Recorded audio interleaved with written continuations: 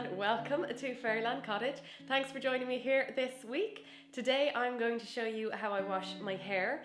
Now, I wash my hair using chickpea flour. I've been doing this for 1 month and I wash my hair once a week.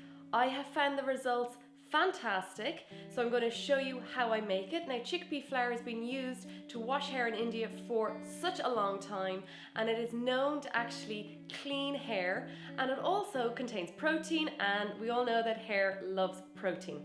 So I'm going to show you how to make it, what I do, and then I'll see you after. For this recipe, you're going to need some chickpea flour, also called gram flour. You can find these in Asian stores or health food stores. I'm able to buy it in bulk, so it is really handy, and a little will go a long way. You need 2 tablespoons of chickpea flour,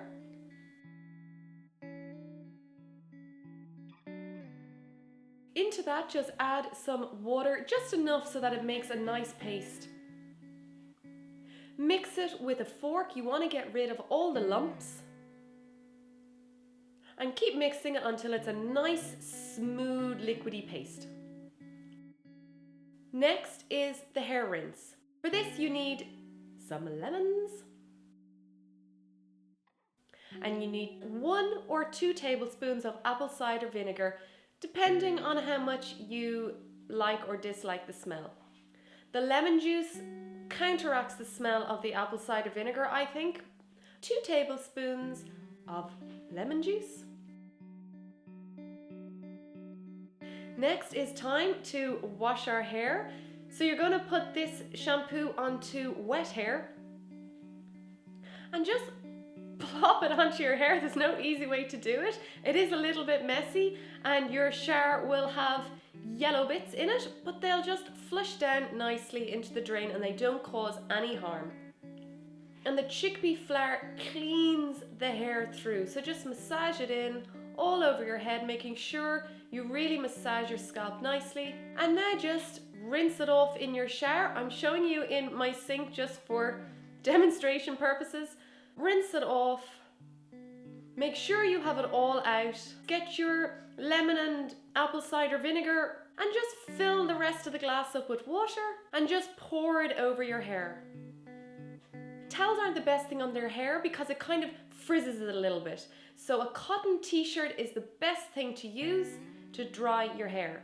Next thing I like to do is put a little bit of argan oil on the ends of my hair. Now, do make sure that it is organic and it is 100% pure argan oil, and you can get in little glass jars. A couple of drops will do, and just put it onto the bottom of your hair, and this will keep it nice and nourished and keep the ends from going all brittle.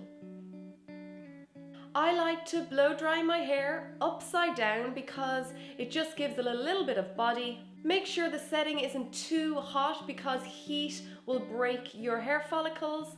So have it on a nice cool setting and dry your hair upside down for a bit of body. I like to dry my hair because it will make it last longer and it will last for the week. You can see brushing it through, it's soft, it's shiny, and it feels really clean.